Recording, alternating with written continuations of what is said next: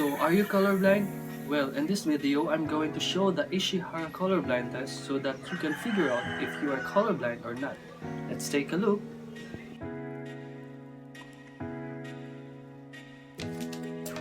Hello and welcome. This is Ken Roger Crossborough, student of optometry at Davao Doctor College. I'm here to show and helping you learn more about the eyes and vision. And I am excited today because I am gonna show you the Ishihara colorblind test. This is the most frequent test that have been used by all eye clinics. You would probably see it with little colored circle on it, but this is gonna be cool because I'm going to show you the steps and right procedures on performing the Ishihara test and learn if you have a color blindness and what type of color blindness you may have. So with this video, we'll show you how the Ishihara test works.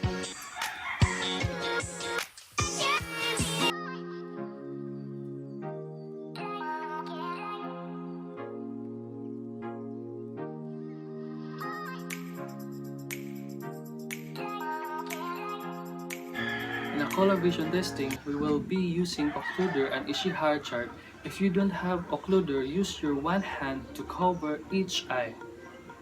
In our color vision testing, you will be the one to hold the occluder. If you don't have occluder, use your left hand to cover your left eye so that we will be testing your right eye. While your left eye is being covered, you need to look at Ishihara chart and I will show you the different plates, and then afterwards, we will do the same with the other eye, okay? Now before I start, I just want to mention that there are different types of colorblind tests. One of these, the Ishihara test that I'm going to do with this video. It so happened that the test that I'm going to show you is the most common test that being used for checking if you have a color blindness. And just to be fully clear, color blindness is technically not the right term, but it is called a color vision deficiency. But most people use the words color blindness. Now this is the first slides. It shows a number 12 and this is really just a testing page so that I can show you exactly how this works. Every time we go to each slides, you're gonna see some forms or number or something scribbled on a bunch of a small little colored circle. So that the first number once again is the number 12. Everybody should be able to see this whether they have normal color vision or they have complete color blindness. So in the second slide, if somebody has normal color vision, they should see a number 8 on these slides. However, if somebody with color vision deficiency like red-green deficiency should see something closer to a number 3. And then in the third slides, you will be seeing a number 5 if you have a normal color vision.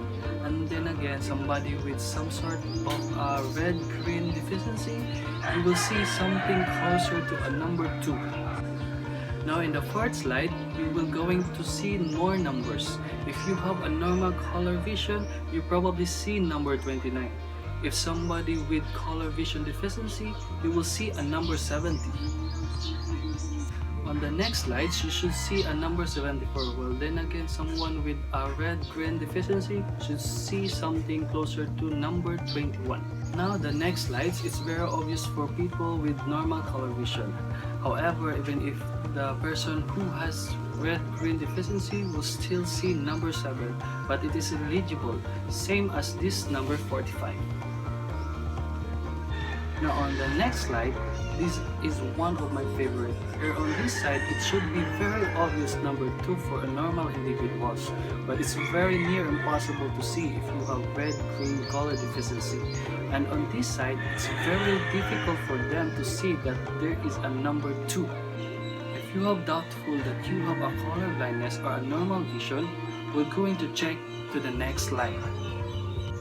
A person with normal color vision should see a number 16, where a person with a color deficiency will have a hard time to identify any number at all.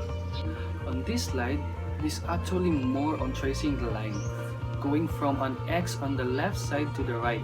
Person with normal color should be able to see the color line with a blue-green line going across.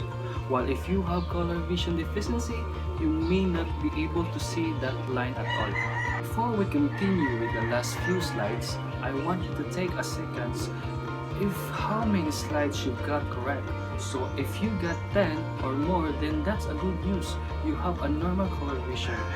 If you get less than 7 correct, then you have already been identified as having some forms of color vision deficiency. And that's where the last 3 slides we're about to go over, they help us to identify if you have more red color vision deficiency, for sure you have a protanopia. Or if you have more green color vision deficiency, you have a deuteranopia. So for the next slide, if you have a normal color vision, you should see the number 35. If you have a green color deficiency, you can see any of the slide. But if you can still see red, then the number 3 should be pretty obvious. And the other side, if you have a hard time seeing red, but you can see green, it's fine. Then the number 5 should be standing out. But here in the next slide, it will be very similar. If you have a normal color vision, it's gonna be a 96. But if you have some form of red color vision deficiency and you have only seen green, the 6 will be visible. Whereas the opposite and the have a hard time to seeing green colors but you see red, 9 should be pretty obvious. And the next plate, here is another line drawing test where a person with red color vision deficiency will only be able to see the line here at the bottom. Or a person with green color deficiency should only be able to see the line here at the top. So otherwise guys, thanks for watching.